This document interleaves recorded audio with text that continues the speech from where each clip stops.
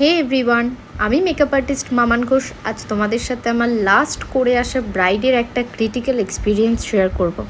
তো দিনটা ছিল মার্চের 4 তারিখে আর লোকেশনটা ছিল আমার মেদিনীপুর। সেই জন্য আমি ভোরভোরই রওনা দিয়েছিলাম। আর যাওয়ার পথে আমার এই ছোট্ট বাচ্চাটার সাথে আলাপ হয়েছিল। এতটাই কিউট, আমার মনে হলো ওকে একটু ক্যামেরা বন্দি করি। তো যাই হোক, আমি আমার লোকেশনে টাইম মতো পৌঁছে গেছিলাম। এই ছিল আমার সেদিনের ব্রাইড। এই ব্রাইডের সাথে কিন্তু আমার বুকিংটা নেওয়ার পর থেকে কোনো রকমই কথা হয়নি। যা কথা হয়েছিল আমার ছেলের বাড়ির তরফ থেকে কথা হয়েছিল। তাই আমার ব্রাইডের স্কিন সম্পর্কে কিছুই জানা ছিল না।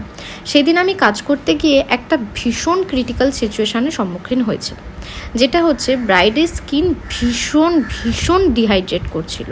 আর এতটা পরিমাণে স্কিনটা খারাপ অবস্থায় ছিল যে আমি যতবারই স্কিন প্রিপারেশন করছি ততবারই সেটা কয়েক সেকেন্ডের মধ্যে অ্যাবজর্ব হয়ে যাচ্ছিল।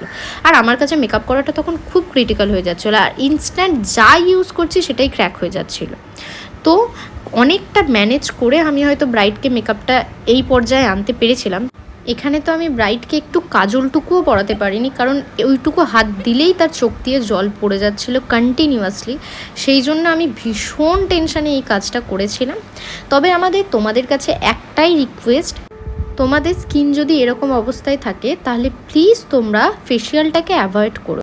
আর তোমরা যারা আমার আপকামিং ব্রাইড আছো তারা প্লিজ তাদের স্কিন সম্পর্কে আমার সাথে পার্সোনালি ডিসকাস করে নিও। এই ছিল আমার সেদিনের মেকআপ। কেমন লাগলো জানিও। ধন্যবাদ।